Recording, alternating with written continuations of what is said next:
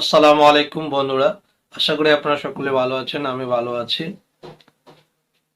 আমি আজকে আলোচনা করব মাইক্রোসফট অফিস অ্যাপ্লিকেশনের একটি সফটওয়্যার মাইক্রোসফট এক্সেলের বিষয় নিয়ে। আমি আমার গত টিউটোরিয়াল ক্লাস ভিডিওগুলোতে মাইক্রোসফট ওয়ার্ড সম্পর্কে বিস্তারিত আলোচনা করেছি A to Z। আপনারা যারা মাইক্রোসফট ওয়ার্ড টিউটোরিয়ালগুলি দেখেননি, আমার ইউটিউব চ্যানেল এবং ফেসবুক পেজ ভিজিট করে দেখে নিতে পারেন। মাইক্রোসফট ওয়ার্ড এবং এক্সেলের মধ্যে অনেকটাই মিল রয়েছে। আমি মনে করি 80% মিল রয়েছে। এজন্য প্রথমে আপনাদেরকে মাইক্রোসফট ওয়ার্ডের টি শিখতে হবে, তারপর আপনাদেরকে মাইক্রোসফট এক্সেল শিখতে হবে, তাহলে আপনাদের জন্য অনেক সহজ হবে। আজকের ভিডিওতে আমি মাইক্রোসফট এক্সেলের ইন্টারফেস নিয়ে আলোচনা করব। চলুন এবার কম্পিউটার স্ক্রিনে।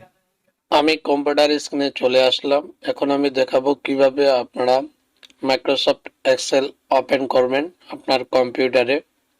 আমি উইন্ডোজ 7 ব্যবহার করি, আপনি উইন্ডোজ 10 ব্যবহার করতে পারেন, তবে নিয়ম একটাই। একইভাবে আপনারা মাইক্রোসফট এক্সেল ওপেন করতে পারেন। আমি স্টার্ট বাটনে গেলাম, এখানে সার্চ বাটনে আপনারা লিখে দিবেন মাইক্রোসফট এক্সেল, তাহলে পেয়ে যাবেন। অথবা অল প্রোগ্রামে ক্লিক করবেন, আমি অল প্রোগ্রামে ক্লিক করলাম। তারপরে এখানে দেখতে পাচ্ছেন মাইক্রোসফট অফিস নামে একটি ফোল্ডার, আমি এখানে ক্লিক করলাম। এখানে দেখতে পাচ্ছেন মাইক্রোসফট অফিসের আন্ডারে যে সফটওয়্যারগুলি আছে সেই সফটওয়্যারগুলি দেখতে পাচ্ছেন। আমি গত টিউটোরিয়াল ভিডিওতে মাইক্রোসফট ওয়ার্ড সম্পর্কে আলোচনা করেছি।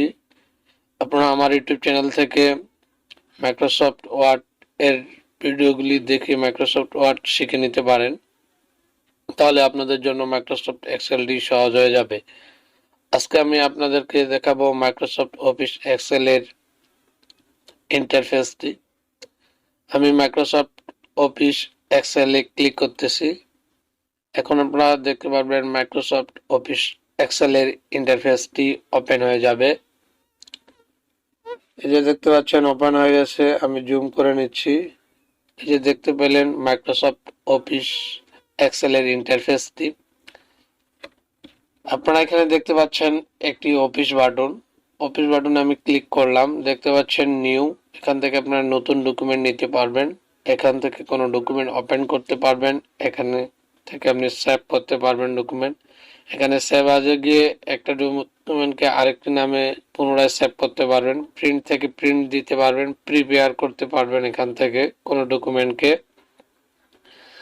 সেন্ডের মাধ্যমে আপনি ইমেল বা ইন্টারনেট ফ্যাক্সের মাধ্যমে ডকুমেন্টটি পাঠাতে পারবেন। পাবলিশের মাধ্যমে এখানে এক্সেল সার্ভিস এটাকে করতে পারবেন, ডকুমেন্ট ম্যানেজমেন্ট সার্ভারে সেট আপ করতে পারবেন এবং ক্রিয়েট ডকুমেন্ট ওয়ার্ক স্পেস তৈরি করতে পারবেন। ক্লোজে ক্লিক করলে এটি ক্লোজ হয়ে যাবে।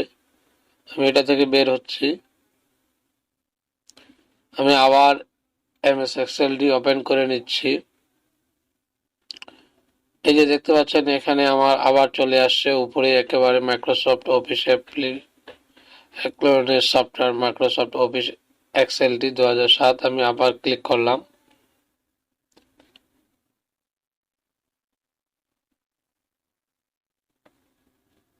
ওপেন হয়ে গেল। এখানে দেখতে পাচ্ছেন আপনারা quick access toolbar, save, undo এবং রিডো দুটি বাটন। এখানে দেখতে পাচ্ছেন home menu, insert menu, page load menu. এখানে আছে ফর্মুলা, ডাটা, রিভিউ, ভিউ। এগুলির কি কাজ? এগুলি মূলত মাইক্রোসফট ওয়ার্ড এবং এক্সেলের একই কাজ। এখানে শুধু ফর্মুলা এবং ডাটা এই দুটি সম্পর্কে আমাদেরকে জানতে হবে। আর এগুলি হলো বেসিক ধারণা, আপনারা মাইক্রোসফট ওয়ার্ডে পেয়ে গেছেন। আপনারা যারা ভিডিও দেখেননি আমার YouTube channel Ariful IT take এবং ফেসবুক পেজ থেকে দেখে নিতে পারেন।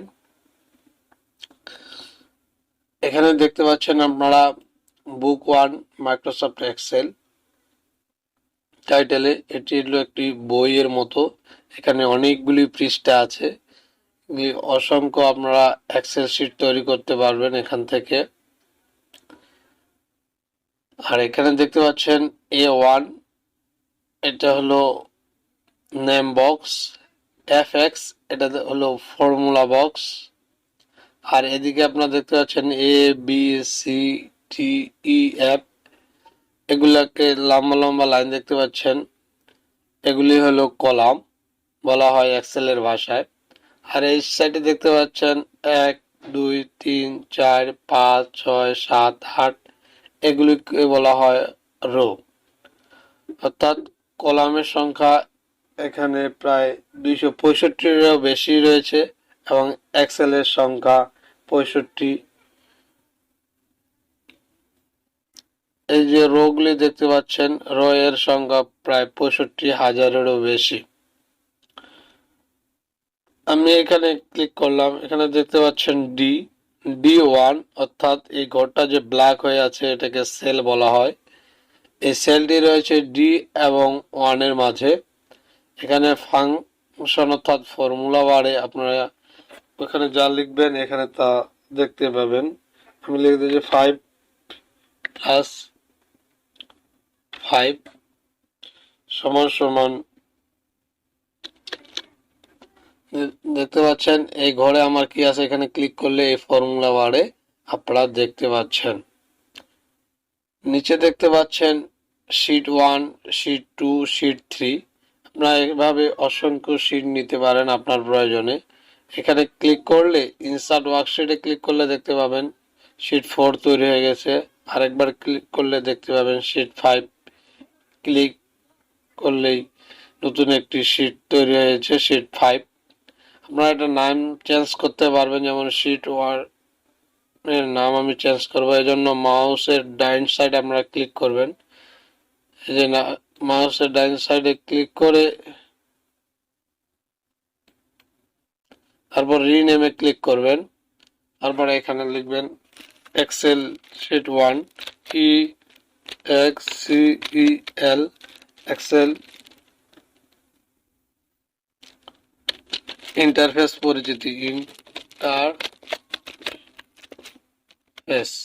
অর্থাৎ এই নামে আমি এই শীটটি তৈরি করব। তাহলে অন্য জায়গায় ক্লিক করলে দেখেন এই নামে শীটটি তৈরি হয়ে গেছে। পরবর্তীতে আমি এমএস এক্সেলের সকল টুলস নিয়ে আলোচনা করব আপনাদের সাথে। ভালো লাগলে অবশ্যই আমার ইউটিউব চ্যানেলটি সাবস্ক্রাইব করবেন এবং ফেসবুক পেজটি ফলো দিয়ে রাখবেন।